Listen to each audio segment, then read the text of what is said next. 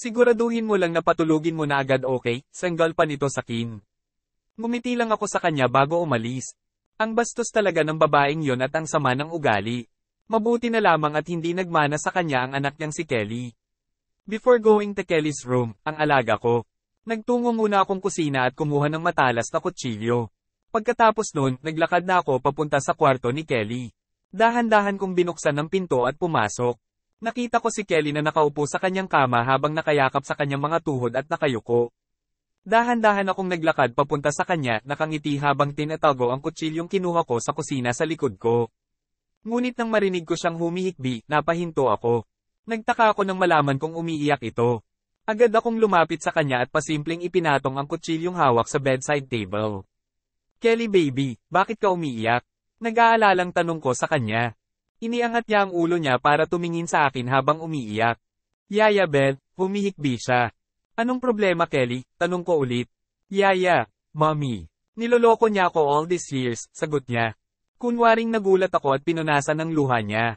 Anong pinag-uusapan ni Kelly? Hindi niya ako tunay na anak. She just adopted me, sambit niya at muling humagulgol. Ano, sigurado ka ba? Paano mo nalaman yan baby? Muli kong tanong. Narinig ko kagabi na may kausap siya sa phone niya. She said that I am not her real daughter at inampon niya lang ako para lokohin si daddy. Kasi, bahog siya at hindi magkaanak kaya niloko niya si daddy, at ang ikinalungkot ko ay may karelasyon siya, niloko at pinagtaksilan niya rin si daddy all this time, she explained, still sobbing in tears. Oh, Diyos ko, paano niya nagawa yon sa iyo at sa tatay mo? I uttered and hugged her. Kaya pala, hindi maganda ang turing niya sa kin, kaya pala lagi niya akong pinapagalitan at sinasaktan physically and emotionally, because I'm not her real daughter, she sobbed again. Tinapak ko ang likod niya ng mahina para lang i-comfort siya. SHHH. Don't cry baby, I'm here for you, pag-aalo ko sa kanya habang hinihimas ang buhok niya. Painpal akong nag-smirk. Si Kelly ay isang mabuting anak kay Mrs. Dina, ngunit hindi lang siya pinansin ng kanyang ina. Lagi siya nitong pinagsasalitaan ng masasakit at napaka-istrikto sa kanya. Her husband is already died in a cancer a year ago at mag-isa na lang niyang pinapalaki si Kelly. At hindi ko alam na ampon lang pala si Kelly. Ang sama ng nanay niya. Yaya, I hate her so much.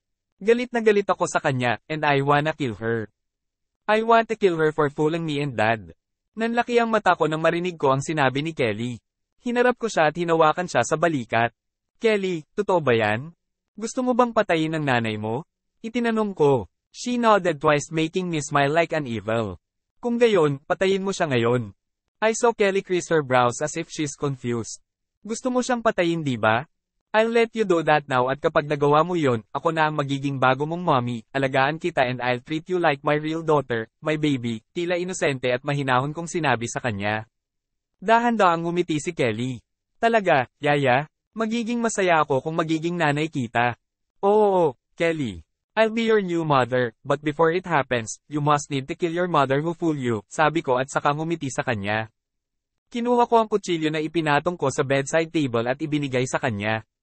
Stop her with this Kelly, sabi ko. Ngumiti lang si Kelly bago kinuha ang kutsilyo.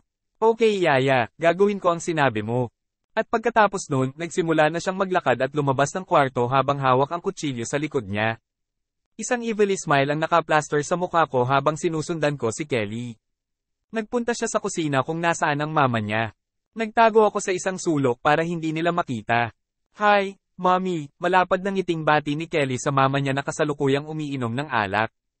Napatigil lang sa pag-inom si Mrs. Dina nang makita niya si Kelly at automatikong nagsalubong ang kilay nito sa inis.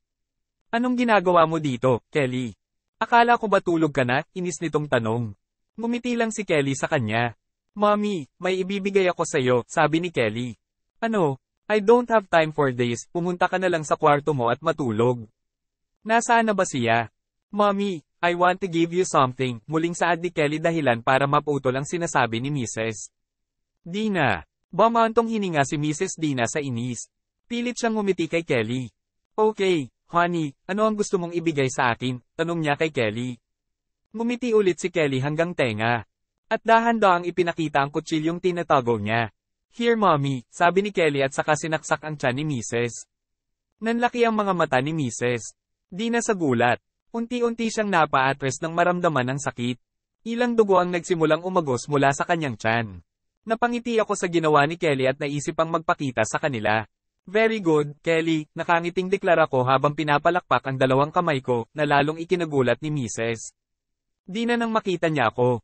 Ngumiti sa akin si Kelly at muli kong binaling ang tingin kay Mrs. Dina, or should I say Auntie Dina? Anong ibig sabihin nito? Bakit mo ako sinaksak kay Kelly? Hindi makapaniwalang sigaw nito habang nakahawak sa kanyang tummy. Sinaktan kita, mommy, dahil sa niloloko mo kami ni tatay sa mga nakaraang taon at nagpapahirap sa buhay ko, sabi ni Kelly at nakangiti pa rin. Ganti ni Tita Dina. I know, mommy, I'm not your real daughter and that you fool daddy and me, you have a affair when daddy's still affair and until now, you're such an evil mother and I hate you to death, galit na sigaw ni Kelly. Habang hinihigpitan ng hawak sa kutsilyo. Natawa ako kaya napalingon sila sa akin. Yaya Beth, inutusan ako na gawin ito, para tuluyan na siyang maging nanay, dagdag ni Kelly at saka ngumiti sa akin. Naiwang hindi makapaniwala si Auntie habang patuloy na sapo ang tiyan niyang may saksak. Oo, totoo, sabi ko saksakin kanya tita. I smirked while crossing my arms. Napakunot lang ang noo ni Auntie sa pagkadismaya nang marinig ang sinasabi ko. Auntie, hindi makapaniwalang sabi niya. Opo tita, ako po si Ked, anak ng kapatid ng kambal mo. Matagal na po tita, masayang deklara ko dahilan para umalis siya na tulala at gulat na gulat. Oo, ako si Ked at siya ang aking auntie na nagturo sa akin na pumatay sa sarili kong ina 11 taon na ang nakakaraan. Dahil sa sobrang pagmamahal sa tatay ko, nagpanggap siyang nanay ko at niloko kami. Matapos akong dalhin ng mga pulis sa kulungan, ang aking ama ay nagbigti hanggang mamatay 1 buwan na ang nakararaan pagkamatay ng aking ina. Hindi ko pa rin mapapatawad si auntie na niloko ako at nasira ang pamilya namin. At ngayon, nagbalik ako para maghiganti sa kanya. Paano sa mundo, buhay ka pa? Nanlalaki ang mga matang tanong niya sa akin. Well, ang pagiging psychopathic ang nagbigay sa akin ng lakas. I've been waiting for this moment all my life, I've been waiting to kill you, with my bare hands auntie and now, it will finally happen, nakataas ang kilay na sabi ko. Napailing-iling na lamang siya at napa-atres. Kelly, saksakin mo ulit ang nanay mo, I smirkingly said to Kelly making her smile like a psycho. Yes, yaya, sa sinabi niya, agad niyang sinaksak muli ang tiyan ng kanyang ina. Saksakin mo siya ng maraming beses, utos ko ulit. Sinimulang saksakin ni Kelly si auntie ng maraming beses sa kanyang tummy, napasigaw si auntie sa sakit hanggang sa samuka siya ng dugo. Napangiti ako habang nakikita si tita na sinasaksak ng kanyang anak.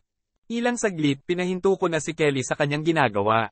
Dahil sa dami ng saksak, napahiya si auntie sa sahig, duguan at halos mag-agaw buhay na. Ngumiti ako kay Kelly na ngayon ay puno na ng dugo ang mukha. Hiwain mo ang tenga at ilong mo, Kelly, muli kong sinabi na ginawa ni Kelly ang sinabi ko.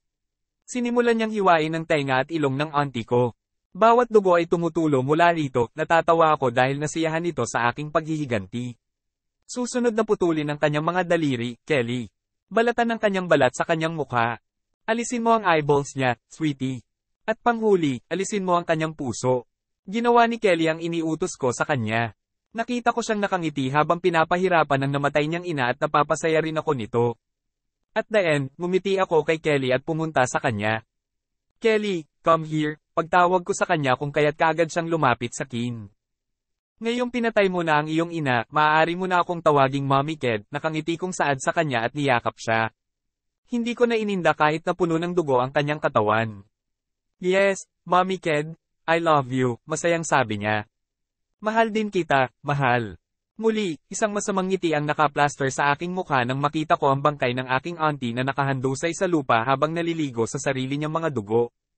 Inutusan ko ang kanyang anak na patayin siya at ngayon ay nakaganti na ako sa pagkamatay ng aking ina. At dito magtapos ang ating historya. Paki-subscribe at palike na din itong video na ito. Maraming salamat sa panonood.